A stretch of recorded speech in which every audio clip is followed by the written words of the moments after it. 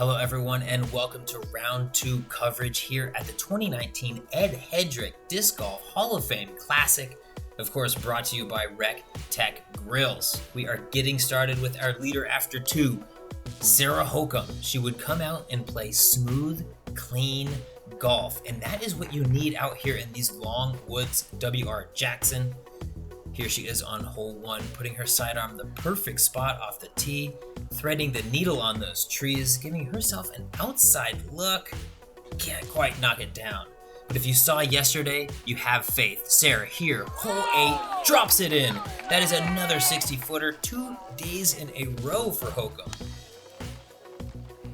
I don't know. It was just I was just flowing with it, and I threw some good shots and made some decent putts. My putting wasn't as good today, but somehow I scored better. So, I think it's just kind of the luck of the landing zone and what shots you have open, and then just how you handle them. I feel like yesterday I had to throw a lot harder shots to get out of the rough than I did today.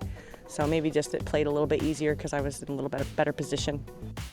Looking to keep that smooth round going here, hole 10. She birdied it yesterday, and you have to think the sidearm specialist is licking her chops when she sees a left to right bender come up.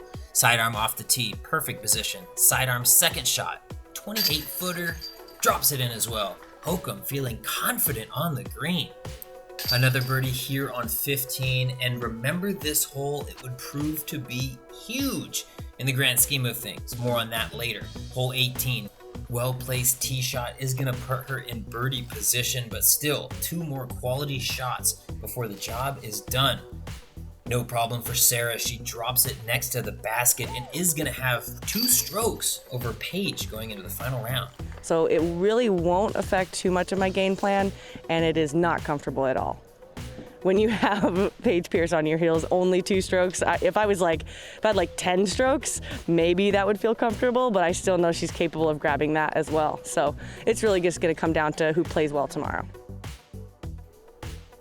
Now, second place, Paige Pierce may be the best female player in the world, but today she was just not on her game. Starting it off, throwing it straight into the woods on 1, pitches out. Now, opportunity to save par, but again, a misfire straight into the trees. Is able to approach here, drops in that bogey 5, but again, not the way you want to get started, and the front 9 was not a lot better from there. Hole 3, big mistake. Hole 4, an airball putt. Now, hole 8, another boo-boo. Yesterday I had a perfectly clean round in my head, so I knew that it was going to be hard to match that, but I didn't think it was going to be this much off. I just got way too many bogeys, but I had some highlights as well, so just going to try to cling on to those and just play a more clean round tomorrow. You really can never count Paige out though, because she has the talent to do this. Absolutely smashing this hole 11, 420-foot par 3.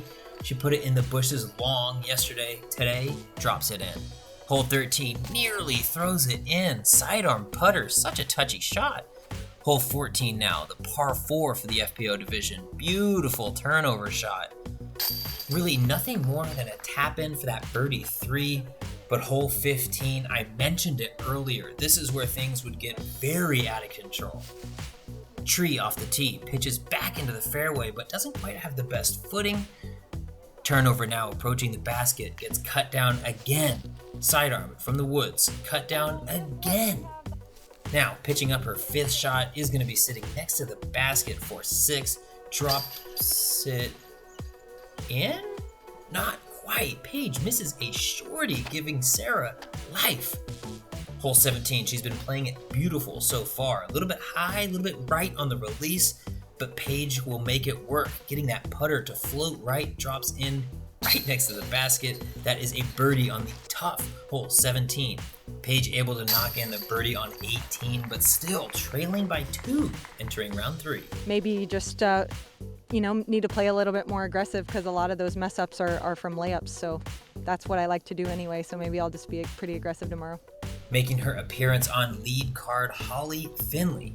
To be honest, I've been playing this event for about 6 or 7 years, and I've always tried to be really aggressive and get birdies. And yesterday I looked at Paige Pierce's score, and I realized that all she did was par and get a few birdies at the end. And I thought, you know what, I could totally do that if I just stopped being greedy and trying to birdie everything.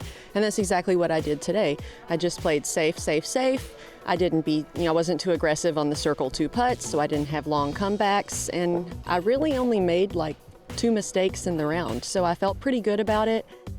Clean round was the goal and mission accomplished, as Holly would have just 3 birdies and 1 double bogey, as she had the big error on hole 11, that tough turnover we saw Paige birdie earlier. Holly was moving and grooving all round, finding her birdies on hole 7, 12, and 15, but she was not keeping track of the score, and that was intentional. And I'm not a person that thinks about the scores. I don't keep track of them. I don't want to know.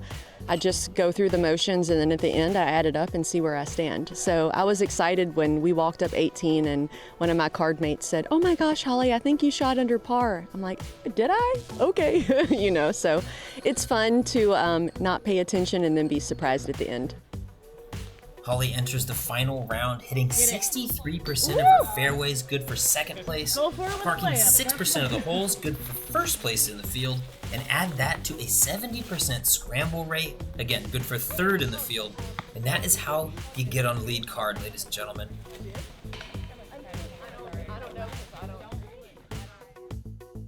Checking in on our leaderboard, you heard about those top 2, 7 strokes behind them. Jessica Weiss, followed by Holly Finley. Katrina Allen, Lisa Fakis, and Hall of Famer Elaine King are going to make up that chase card. Thank you so much for following along, and please check out all content created at the 2019 Hall of Fame Classic.